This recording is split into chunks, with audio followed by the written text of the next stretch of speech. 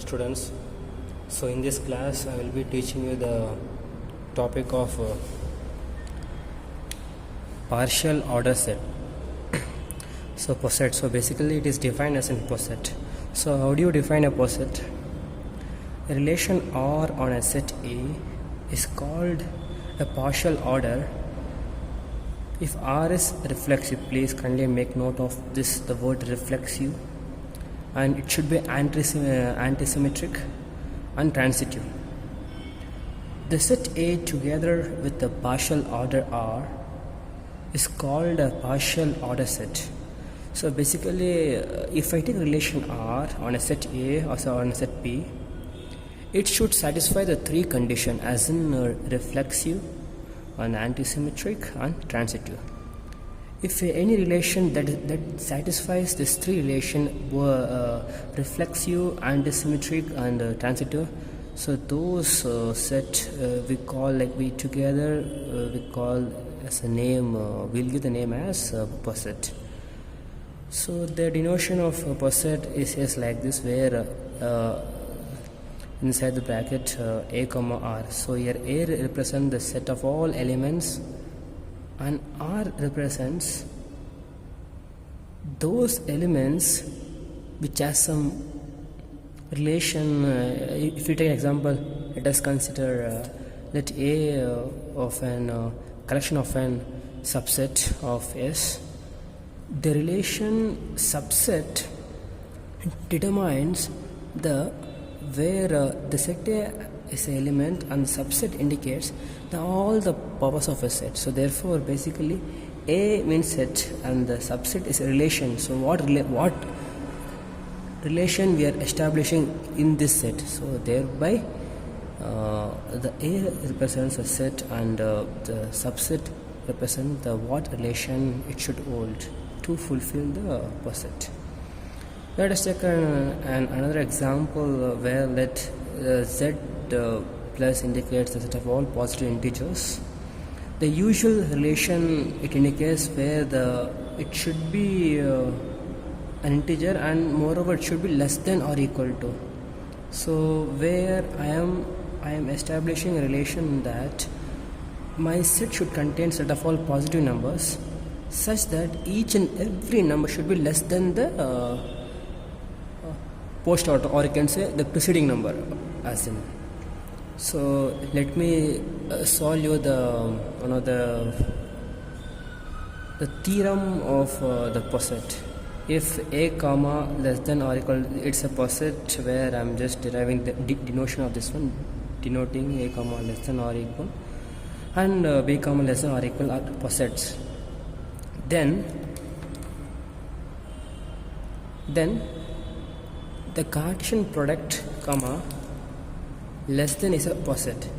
See, this is a given how do you call this, a given statement, and they are given the partial order less than or equal to. So we need to prove this relation they are given, so we need to prove whether the given set is a poset or what, and moreover if it is a poset then it should satisfy this condition.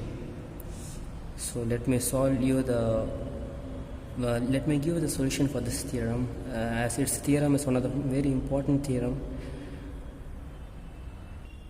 Yes, so solution, if A comma, let us assume that a set where it has moreover this represents the domain and the range. So if A comma B belongs to Cartesian product of A cross B, then see, the thing is that for showing the given relation as a poset, we need to prove three things, as in reflexive, antisymmetric and the transitive. So for deriving the solution for this kind of approach, you have to assumption.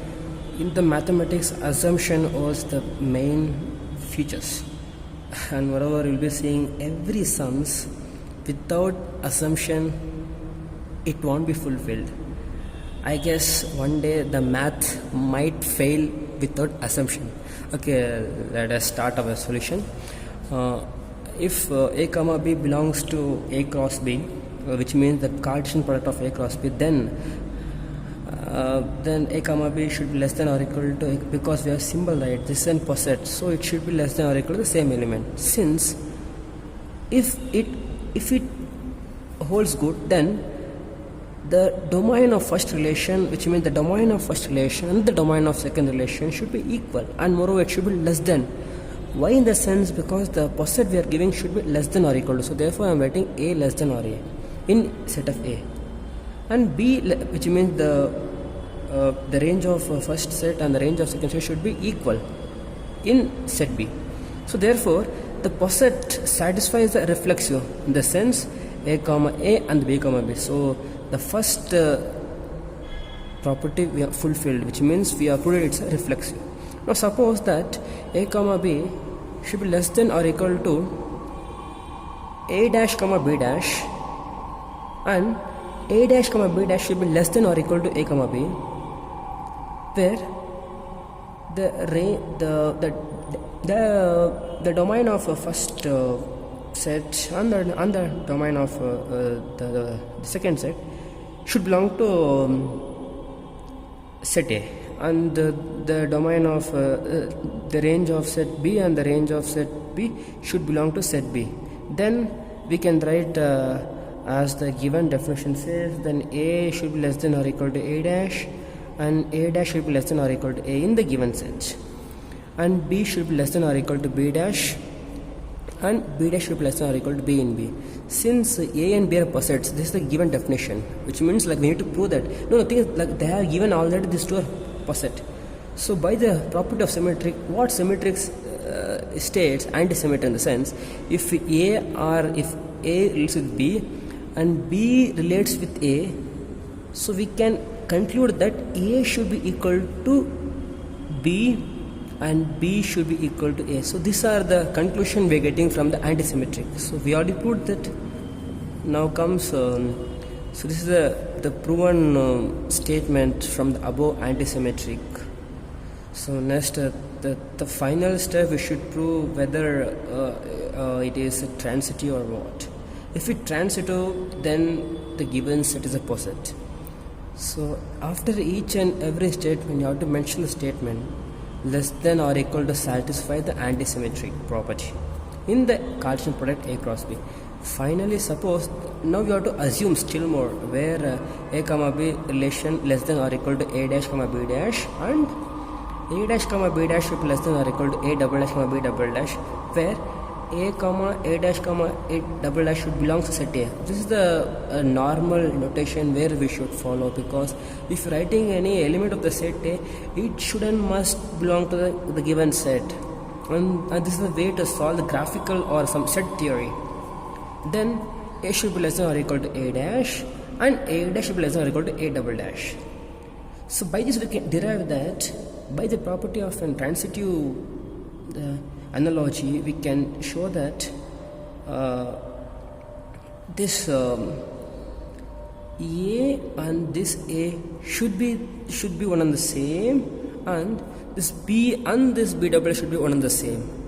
Thereby we are concluding that the given set is a poset. So therefore should remark the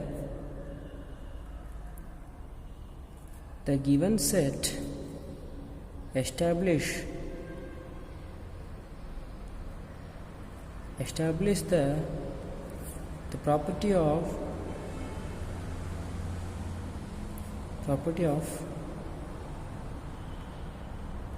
reflexive, antisymmetric, and the transitive. So thereby we declare the given theorem holds good. So this is the way of writing the theorem.